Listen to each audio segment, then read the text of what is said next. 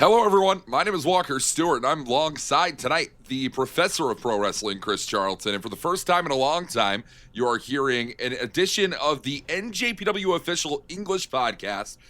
We are excited to bring it back. Chris, we've been talking about doing this for a while. We've had multiple attempts of doing this for a while. We had a run of it in the first night of New Japan Cup that we were supposed to have.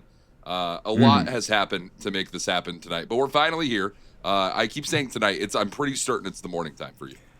It's tonight somewhere, isn't it? Yeah. Well, this is your right where I am. I'm surprised you haven't said we're live. Well, that comes later on. We'll be live later on. Yeah. But thank you for watching the official or listening to the official NJPW English Podcast, Spotify, Apple Podcast, YouTube, wherever it is that you're listening. Go out of your way to rate 5 stars, leave a comment. You remember when you could rate 5 stars on YouTube, Chris? I remember when there was no YouTube, which I don't think that you can. Yeah, no, that was 2005. I was 3, brother. I don't know. Right. All right. Well, first episode of the podcast in years since September of 2020. It was a whole different world then. And yeah, I think we can. We can just make this a complete relaunch and say that there was no. I mean, what happened? Well, I used to run the NJPW English Podcast, and we wanted to have different. The idea was we'll have a different guest every week, and then the pandemic happened, and what happened was, in actual fact, we stepped up doing that. So like everybody's at home, so I'm going to do Zoom calls with everybody, and then we went through everybody, and then and then there wasn't anybody to bounce off of was the thing, Walker, and I know you're very bouncy.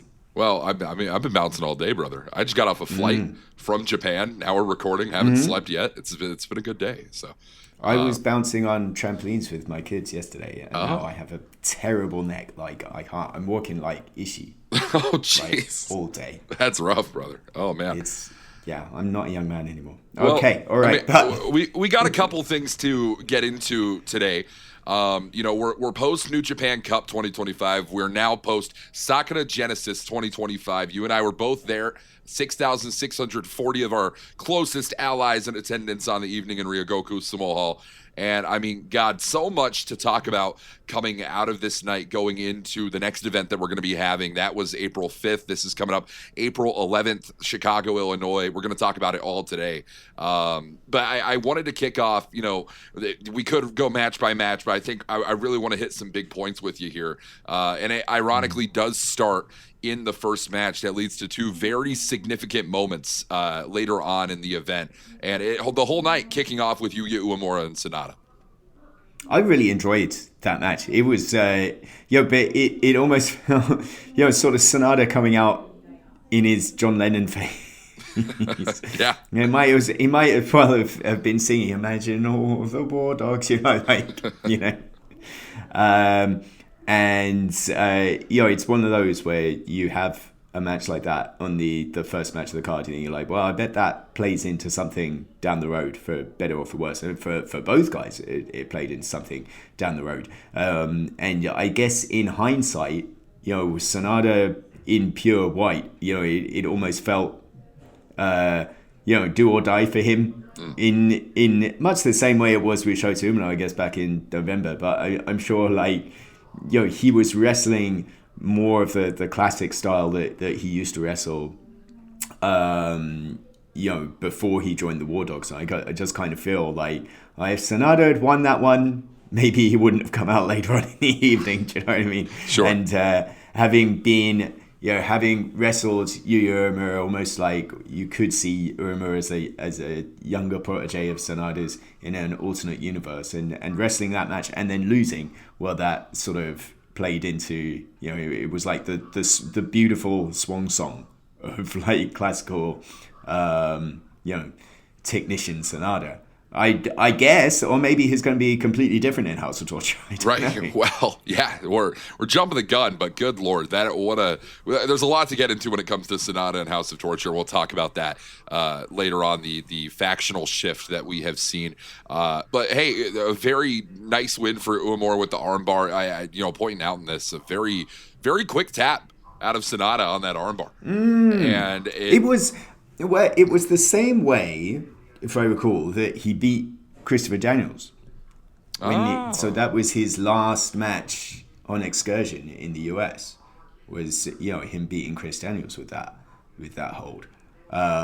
So yeah, I mean another thing where sort of these little things repeat, and then it sort of came up later in the night. Eventually, is at some point soon. We don't know. Maybe by the time people listen to this, maybe people do know. I'm not sure, but at some point, somewhere, somewhen, he and Yoda Tsuji are going to get into it, and I can't wait for that. Yeah, that's going to be a really exciting one. Moving into the next match that we had, of course, El Phantasmo, Great-O-Khan, the NJPW World Television title on the line. A very hot, very quick start for LP that in a lot of instances I'd argue would work to his advantage. And I think that the light kind of burnt out closer to the end. Of course, Great-O-Khan, what was it, a TTD through the chairs on the outside. And not a pinfall, not a submission, but a count-out victory for Great-O-Khan. He's a new World TV champion. Yeah. So, I mean, these things, obviously, the difference in Japanese pro wrestling is that the title can change hands on a count-out. And we said it in the moment, it was great sort of situational awareness from Great-O-Khan. So you sort of saw those chairs being set up early on in the match, and then they got away from it. I'd completely forgotten about them. And Great-O-Khan clearly hadn't, and used those to his advantage. And there you have. I like the idea that the future that Great-O-Khan could have as TV champion. With what he was saying all through last year as KOPW champion. Well, I want to be everywhere where there isn't cameras. Now with the World TV title, he'll be everywhere where there is cameras. Right. But where Great-O-Khan kind of goes with that TV title, I'm quite intrigued by.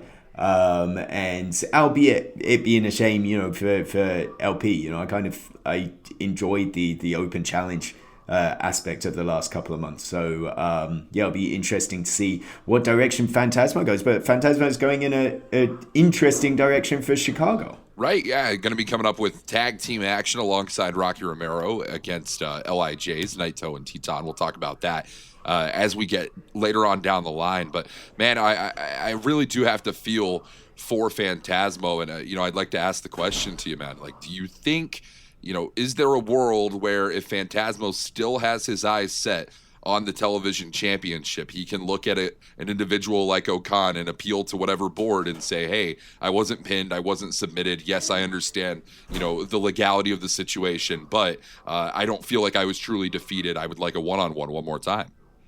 Yeah, I think so. I think he could easily make that claim and it would happen. Whether Phantasmo will do that or not remains to be seen, of course. That certainly seems like it would, to cast back a couple of champions ago, it would be something that Jeff Cobb would do.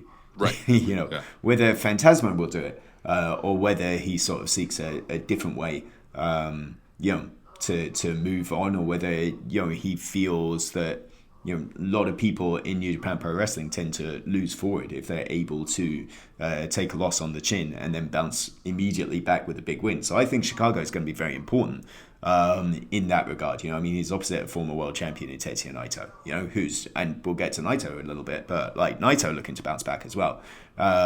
So I think there's a lot more to that tag team match in Chicago than immediately meets the eye if you look at the card on paper.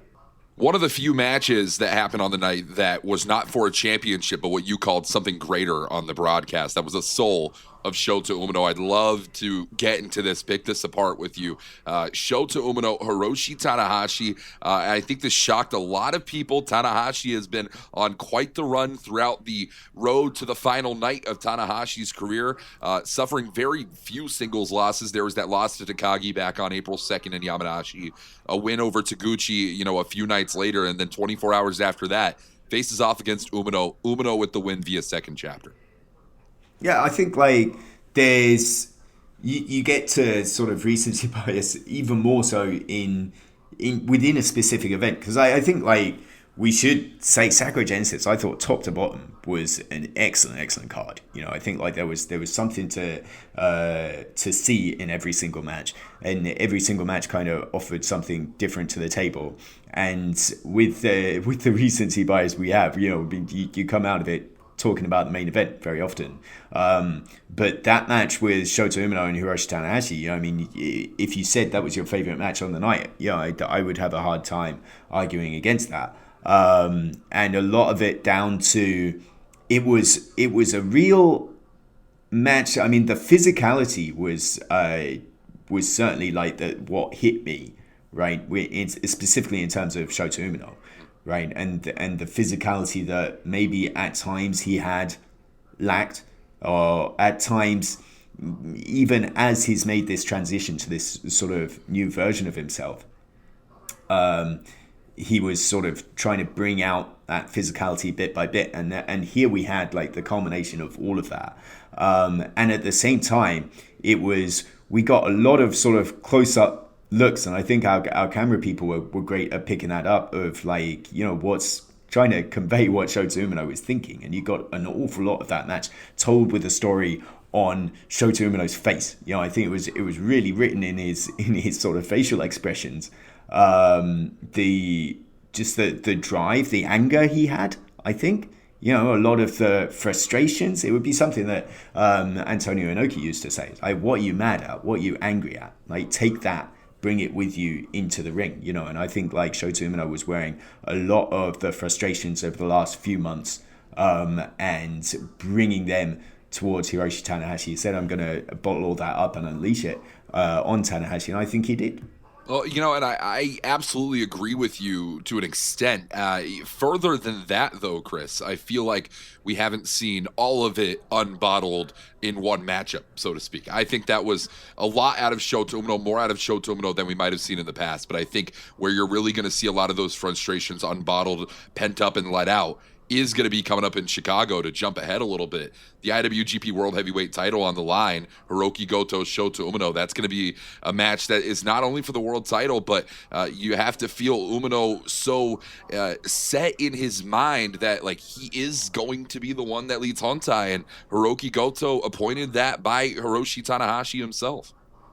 Well, yeah, I mean, but yeah, it's whether Goto is the leader of Hontai by appointment or by position, by dint of being the IWGP World Heavyweight Champion. I think even if Tanahashi said to Shota Umino afterwards, "Run with it, Shota, young Shota, you are the guy," he wouldn't be the champion, right?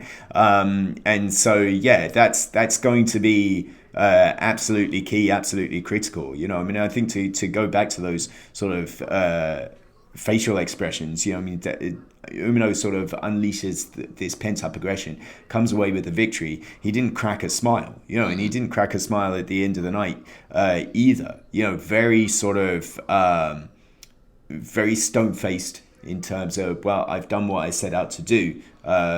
This should be what it should be. But at the same time, afterwards he did have like the little wristbands. He did go up to give one to one of the kids in the crowd. So there was an element of maybe granting himself that, if that makes sense. Yeah. Having, because it's interesting that he had those on his wrist the whole time. He didn't give that out during his entrance. It was after he won the match, right? Like, I'm gonna give myself this, as opposed to giving it directly to that child in the crowd there. Maybe overthinking that, but that's all we kind of do.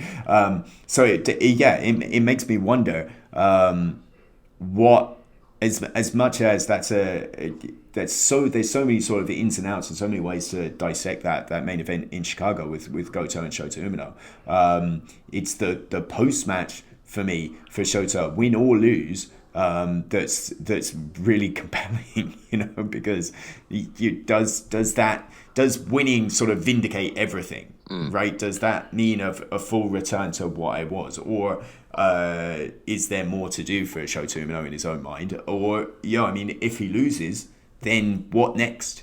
after sort of setting yourself up, getting to a certain point and falling down again, what happens next? I think that's definitely intriguing. As much as we talk about this being a results-driven sport, results-driven business, whatever the phrasing is you want to use, it almost, kind of hitting on what you're talking about here. It feels as though with every single win, Shota has given himself a little bit more of a leeway, of a reason, justifying fanfare toward himself. But nobody can deny Shota Umino when he's IWGP World Heavyweight Champion, if that comes to pass in Chicago. We'll talk about that more when we preview Windy City Riot. But moving on to the never openweight 6-man tag team title match. I got to tell you, going into this one, I had all the hope in the world Gabe Drilla and, God forbid, Taiji Ishimori even would walk away with a whole new set of gold. And as we always talk about, House of Torture with the numbers game, but it wasn't a number that anyone expected to come out of the War Dog side. Well, the number would be the shoe size. Oh my God. Okay. I don't think anybody I don't think the berry of the lead is like it almost felt the old meme of I wanted to say, what are those that Sanada was wearing as he got into the ring. Sanada joins House of Torture. This is his fourth faction in a 2-year span, and now it feels it was the ultimate of. I wouldn't even want to say can't beat him, join him. Sanada was, of course, IWGP Tag Team Champion with Evil back in the day in Los Ingobernables del Pon. And when Evil left to join, at first Bullet Club before it became House of Torture, Evil and Sanada wrestled many a times, and they wrestled in the Tokyo Dome. And Sanada, using his classical style of wrestling, beats Evil. And then using his classical style of wrestling, becomes World Heavyweight Champion and beats Evil in Ryogoku in a lumberjack match. And yet, it's a collapse that needs to be studied, as the kids say, of how the transformation over the course of 2024, completely breaking him down to the point where he can't see anybody else be happy. He can't see Taichi get success. So, he interrupts him, runs in and joins War Dogs. He can't bear the idea of Yuya Uemura getting success, in the opening match or whatever was what actually turned the page. Evil said, we've already been talking, so does that go back to the New Japan Cup then, when he was made that sort of half-hearted interference on behalf of David Finlay? Perhaps so. It's an interesting one, and now the how Sanada fits into House of Torture is going to be intriguing to see. Sanada and Evil together again is going to be a sight to be seen. But obviously that's something that the War Dogs will not take kindly, and now we have again at some point in the undetermined future. It's all going to kick off in the dog pound steel cage, which is, they're going to have to be prepared to bleed. I think War Dogs will be, but whether House of Torture are or not. The first time that we ever saw a dog pound steel cage match, you and I both said at the end of that broadcast, that was an incredible spectacle that we hope to never see again. We never wanted to witness that level of violence again. And yet, as personal as things felt between War Dogs and United Empire at that time, Will Ospreay leaving New Japan Pro Wrestling at that point in his career, it feels somehow even deeply more so at this point in the juncture. And for David Finlay to call upon that himself, in this position, I'm very intrigued to see what levels, and if those levels go deeper than previous, the War Dogs and House of Torture are both willing to go to. As we move on to the next one, the Never Openweight Championship on the line, keeping this one short and sweet, a tight 13-minute matchup, a historic fifth defense for Konosuke Takeshita of the Never Openweight title. I thought Ryohei Oiwa looked spectacular. It just wasn't his night. Yeah, it was, again, sort of further cementing that Oiwa belongs to be in a top flight, and the never mix is the exact right mix for him. It's just that there's too much Konosuke Takeshita. You know what I mean? It seems like every time we see Takeshita, he's awesome, he's amazing, and even though his focus is divided, you know what I mean, 3 promotions in different countries, you know what I mean, he's just phenomenal every single time. You know, I liked the aspects of, you know what I mean, you saw the Jun Akiyama high knee, and then we were responding right back with the Tenzan suplex. You know, it was like the 2003 G1 final in 2025.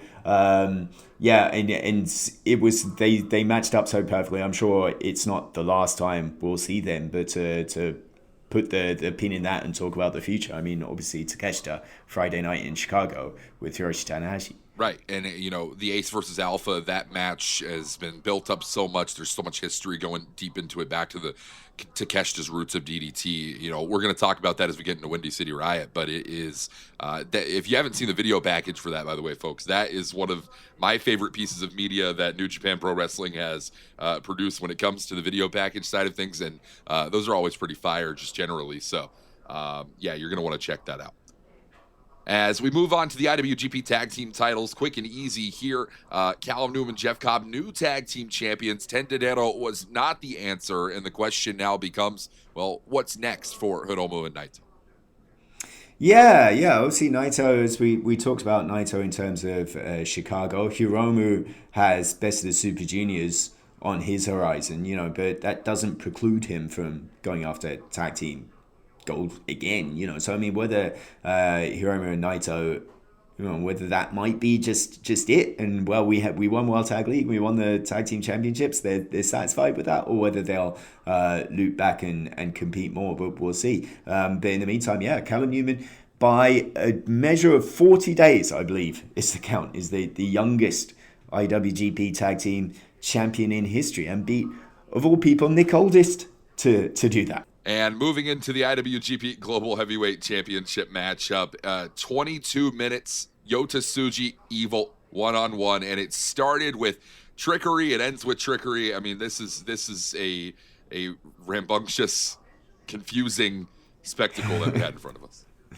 You know, it's funny, like the Evil, as much as the build to this match was about Evil saying, I've reformed, I've seen the light, and of course, you know, of course he hasn't, of course he didn't, you know, it's in his nature to be the snake or be the scorpion or whatever, but when you see a House of Torture, and specifically an Evil title match, things go one of two ways, right? I think sometimes you have all of the interference and all of the hijinks and all of everything, and you know, it seems like good will prevail for a second, but then Evil and that damn Dick Togo get in the way, and you leave thinking that was the worst experience of my entire night.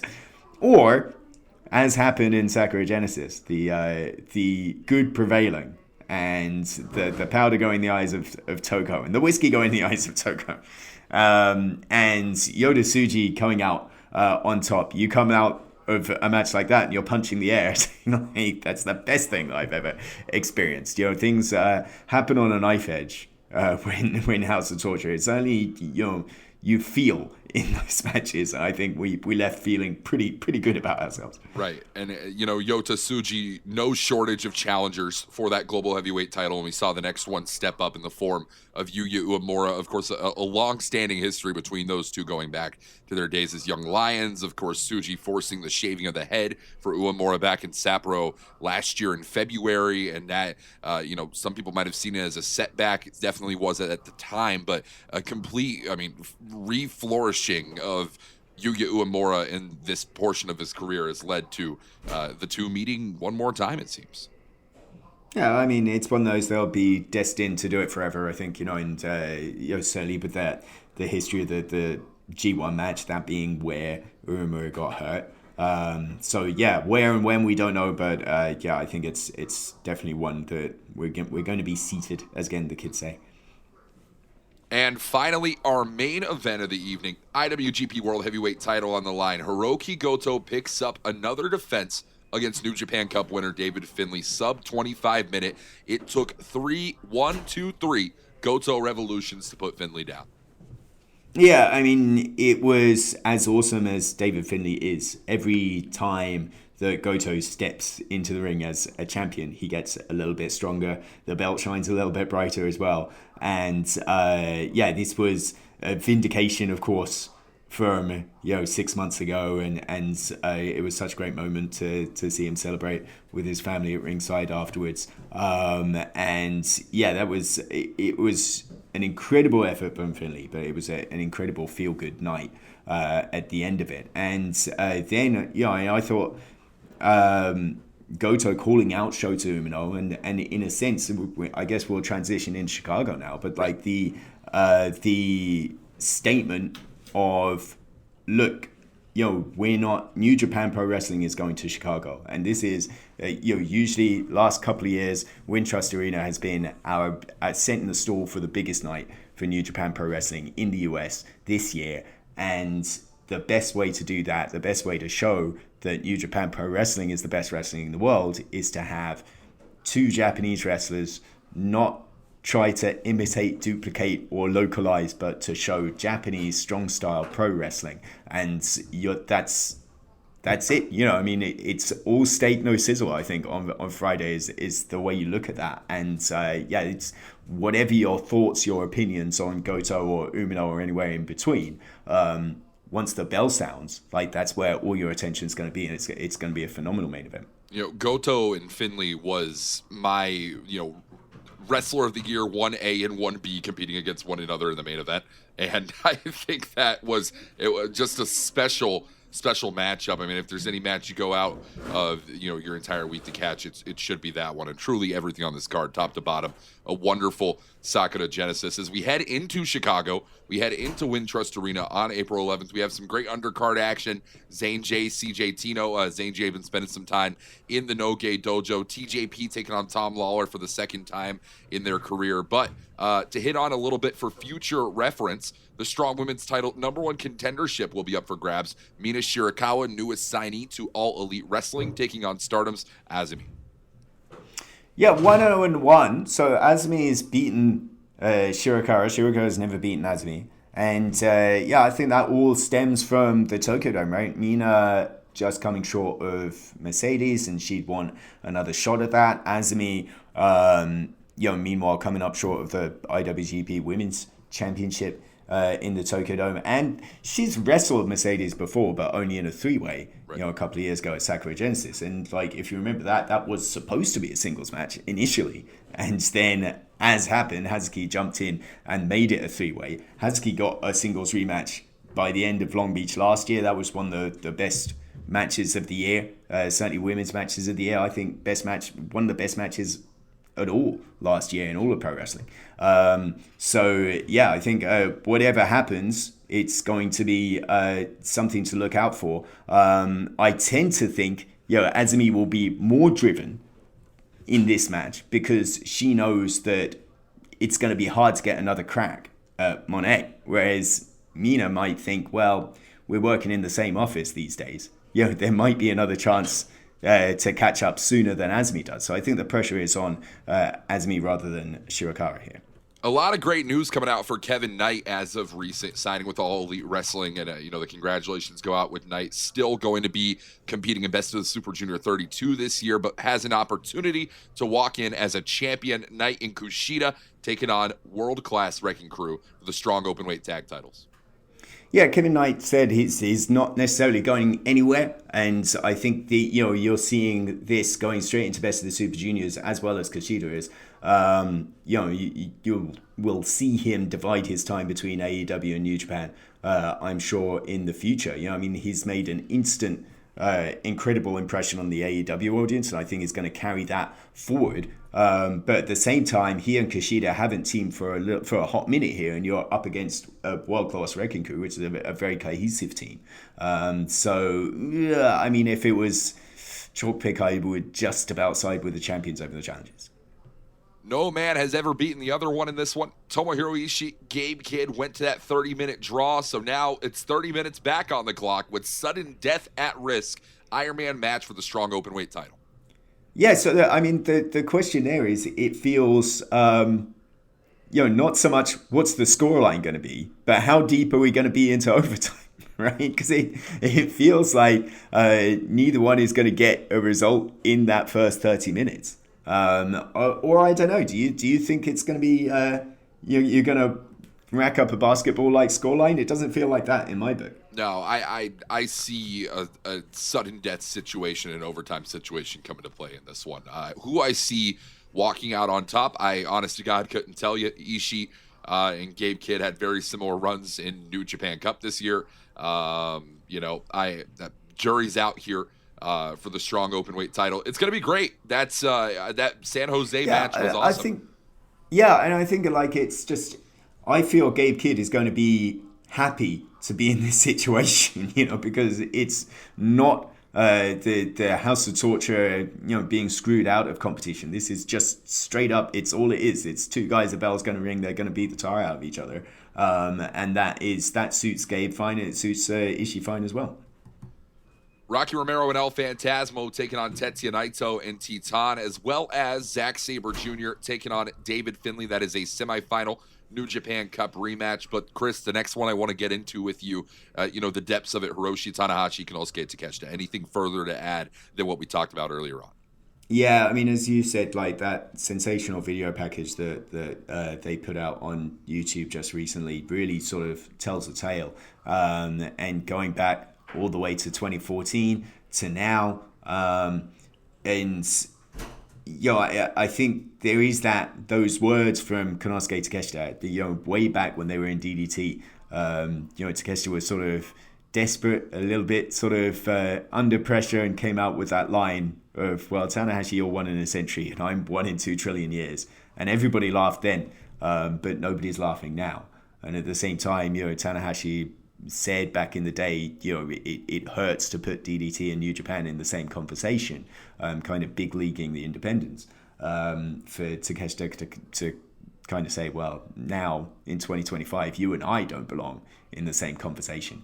I think those are very accurate statements. Like Konosuke Takeshita, every time I see him, like I'm blown away. But at the same time, even though what 1 and 2 in his last 3 matches, but Tanahashi, it feels, is wrestling a different way to how he has been in his peak, of course. But, I think he's putting the performances together, and he's on a hot streak, certainly in terms of the content of the matches, if not necessarily the results.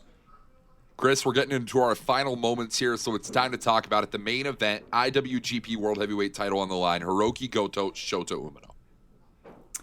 Yeah, who do you like, man? I mean, it's a difficult one because, my heart, and admittedly it's the Cinderella story, right? I mean, and Goto said it himself that it's not a Cinderella story anymore. It's just your reality to live in.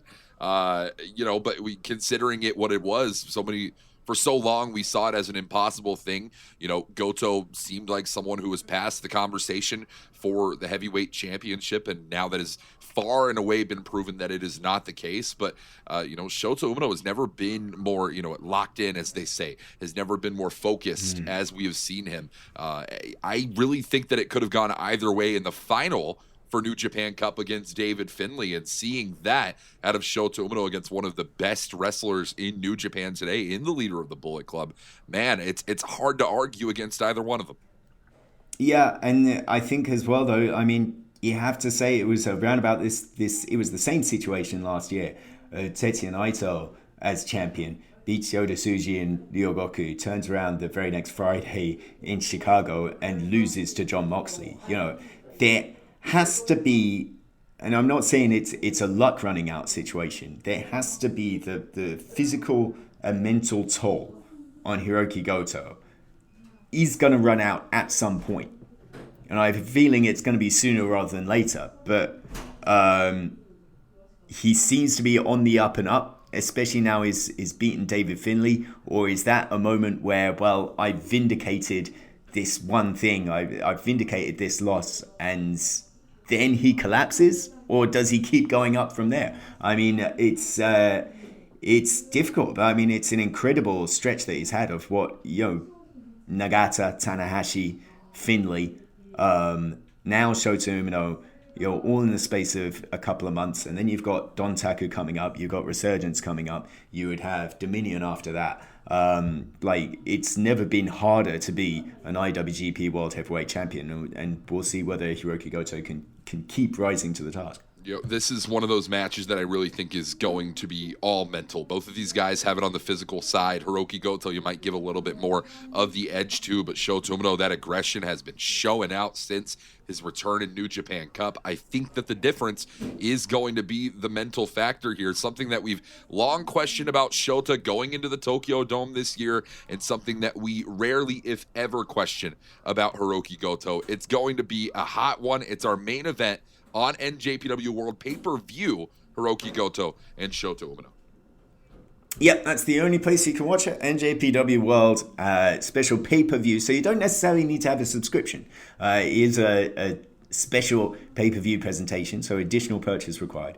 But you do not need a subscription, and it's going to be worth every penny of your $19.99. Absolutely. Yeah, 100% for sure. And in general, as before we get out here, I mean, of course, that's not to say that there's no more great events coming up on NJPW World as part of your subscription. There are a ton all the way through the rest of April, right? I mean, we've got Wrestling Red Zone coming up in Hiroshima, of course. Yep.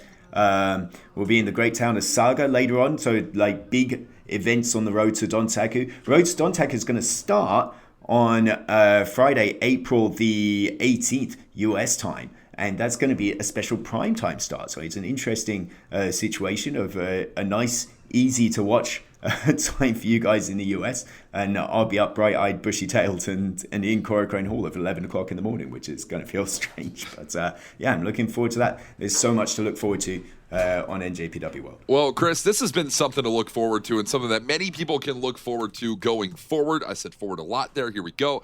Chris Charlton, it is indeed the return of the official New Japan Pro Wrestling Podcast. Any last words? No, I think you've done expertly. Well, there you go. All right. Well, that's going to be it. Chris, thank you so much for joining us here today. And we will see you next time for more New Japan Pro Wrestling live on your favorite podcast platform. We're not live. We're never going to be live one of these days. No. Well, maybe one time. One day. Okay. All right.